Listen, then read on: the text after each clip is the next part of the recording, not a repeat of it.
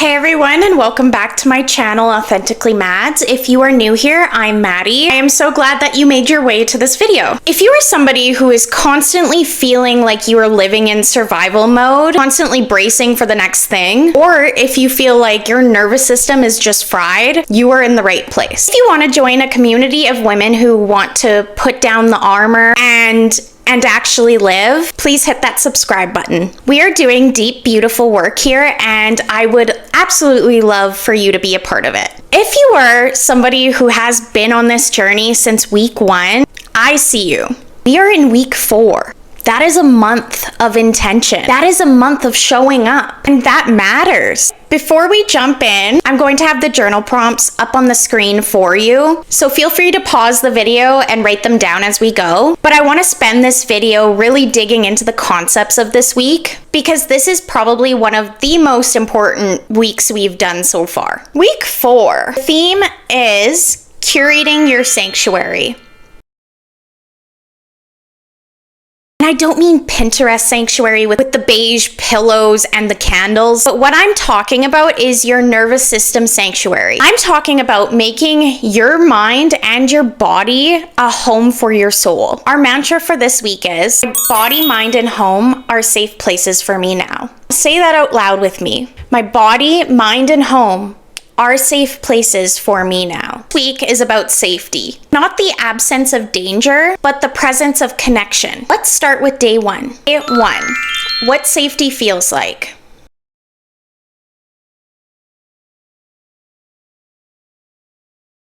Day 1 starts with a question that sounds simple, but if you actually really think about it, it's hard for us to answer. What does safety actually feel like? Listen, I used to be and still sort of am someone, we are working through it obviously, but I knew exactly how to brace. I knew how to survive. I knew how to hustle. I knew how to handle a crisis. If everything was burning down, I was your girl. I think a lot of us are like that. We are so used to being in alert mode. Safety feels boring, or it feels suspicious, like we're waiting for the other shoe to drop. So day 1 is about somatic awareness. It's about noticing the difference between alert versus safe, guarded versus soft, on edge versus at rest. Most of us can describe stress perfectly. My chest is tight, my thoughts are racing, my stomach hurts. But few of us can describe safety. So let's do a check-in right now. I want you to scan your body when you truly feel safe. Do your shoulders drop away from your ears? Does your jaw unclench? Check right now. Is it clenching? Does your belly soften? Does your brain stop rehearsing conversations that you haven't even had yet? Maybe for you, safety feels like warm sunlight on your skin. Maybe it feels like a steady breath. Maybe it feels like silence that isn't lonely, but restful. Whatever it is, name it. Because here's the truth. Your body hasn't forgotten how to be safe. It just got used to doing life in prepared mode. Now that we have an idea of what safety feels like, we need a plan for when it vanishes, because we live in the real world, right? Day 2, your calm down plan.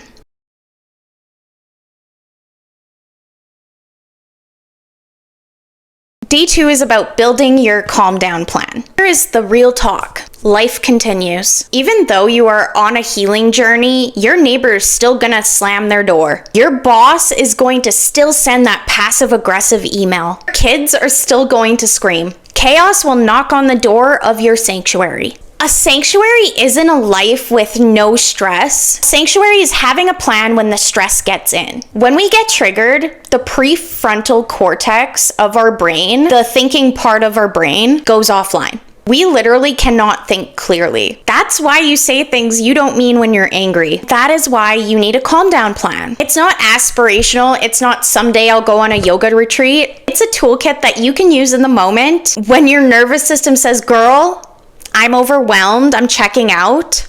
We need 3 things in this plan. Grounding cue, something physical, a body signal, something to slow down the heart rate, and a mental reset, something cognitive. For example, cue. I press my feet flat into the floor, wiggle my toes to remember that I am here, not in the future or the past. Breath. I breathe in for 4 counts, breathe out for 8 counts. Long exhales slow your heart rate. And mental. I name 5 blue things in the room. Just very simple. It doesn't have to be long. It doesn't have to be hard. It just has to be accessible. Your plan is to take a 1-hour bath. That doesn't help you when you're having a panic attack in the grocery store parking lot. You need something small. Today, your job is to figure out what works for you and practice it once when you're not stressed. Just so your body remembers, oh yeah, we can do this. Okay, now you have a feel for safety and a plan for the spikes. Now let's look at how we end our days. Day 3, soft evenings and self-soothing.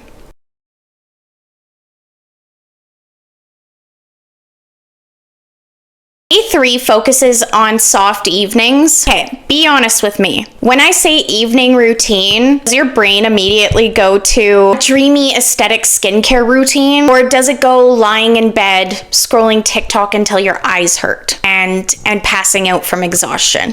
For most of us, it's the second one. We have this habit of crashing. We go from 100 kilometers an hour all day. Work, family, stress, and then we just stop. And then we wonder why we feel anxious or why we can't sleep. We need a bridge. We need to transition our bodies from survival mode to rest mode. Your brain and your body need cues to say, day is over. You are not in danger and it is safe to let go now. It isn't about productivity. This isn't preparing for tomorrow. This is about honoring tonight. What does that look like? Lighting. Overhead lighting is the enemy of peace. Let's be real. Turn off the big light. Turn on a lamp. Temperature. Put on cozy socks. Make a warm tea. Sound. Play soft jazz or lo-fi beats. Do 3 minutes of stretching on the floor. It doesn't have to be an hour long. It just has to be intentional. Night, I challenge you. Do your soft evening ritual and notice. Notice if your shoulders drop a little lower. Notice if your breath gets a little deeper. If softness tells your body, I belong here, then boundaries tell your nervous system no one is allowed to come in and mess this up. Day 4, protecting your peace.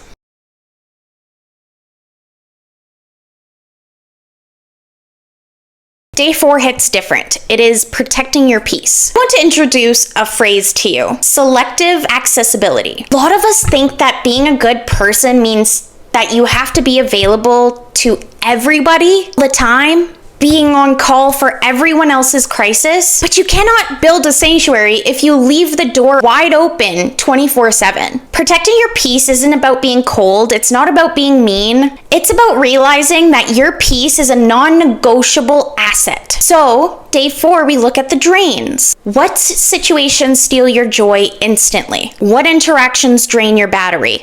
What behaviors pull you out of soft mode and into fight or flight? And we make a peace promise. This is a contract to yourself. Maybe your promise is, I won't check emails after 7 p.m. I won't engage in gossip that makes my stomach hurt. I will not explain myself to people who are committed to misunderstanding me. Your peace promise isn't dramatic, it is deliberate. And listen, this is the work that actually grows your sanctuary. Soft evenings feel good, but protected peace feels sacred. Teach people how to treat you by what you enforce. And once you start protecting that peace, start noticing a really subtle, tricky habit that we all have. Difference between comforting ourselves and numbing ourselves. Day 5, comfort versus numbing.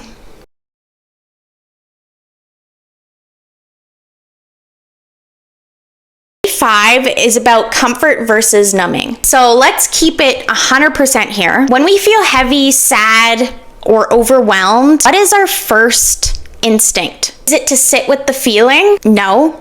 It hurts. We want it to stop. So we switch the feeling off. We scroll for 3 hours. We eat the whole bag of chips even though we aren't hungry. We binge watch a show that we've seen 10 times. We drink the wine. We do whatever it takes to make the feeling go away. And that is numbing. And here's the part that nobody will tell you. Numbing doesn't heal you, just hits the pause button. Trust me. I literally have been going through it. It just hits the pause button. It's gonna come back up. Your traumas, your fears, your everything that has ever happened to you, it's going to come back. It fakes calm, but underneath, your nervous system is still screaming. It's avoidance. Comfort, on the other hand, is presence. Comfort soothes the nervous system. It lets your body know, I know this is hard, but you aren't alone and I'm right here with you. So today we notice the difference between comfort, checking in, and numbing, checking out. So for this week, I want you to choose one intentional comfort practice. Holding a cup with two hands and feeling the heat. Taking a walk without headphones and actually looking at the trees and your environment. Wrapping yourself in a weighted blanket. Sitting in silence for 5 minutes. You are not avoiding the stress, you are meeting yourself in the middle of it. Let that be your upgrade today. Once we start comforting with intention, a new layer opens up. And this is a tender part. This is where we learn how to parent ourselves. Day 6, reparenting yourself.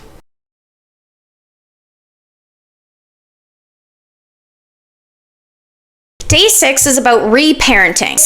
This one gets me every time. So we all have an inner child. The version of us that didn't feel protected, who didn't feel seen, felt like she had to perform to be loved. Reparenting is the act of being the adult for her that she needed back then. On day 6, we aren't writing to fix her. We aren't saying, stop crying, you're fine. We are validating her. We are saying, I see you. You didn't deserve that. You are safe now and I've got you. And then we turn that compassion inward to your present day self. This is where sanctuary becomes internal. It's no longer about your home decor or your candles. It's about your self-talk vocabulary. You are not too emotional. You are feeling. You are not dramatic. You are expressive. You are not a burden. You are human.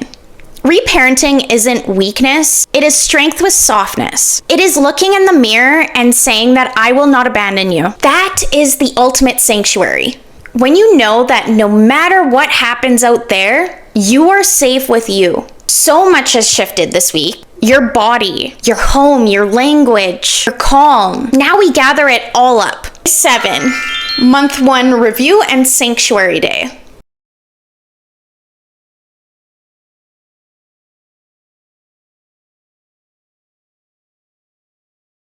Can we just pause and acknowledge that? You made it through month 1 of the series.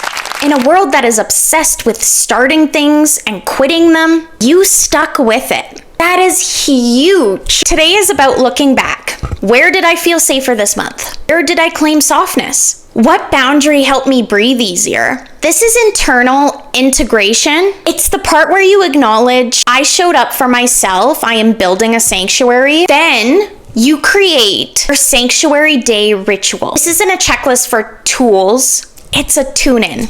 Maybe it looks like a slow morning with sunlight. Maybe it's a gratitude list. Maybe it's lying on the floor listening to music. This isn't self-criticism, this is self-recognition. You're doing the work, and the work is working on you. So, before I let you go, I want to give some extra love to the sanctuary toolbox at the back of the journal this week.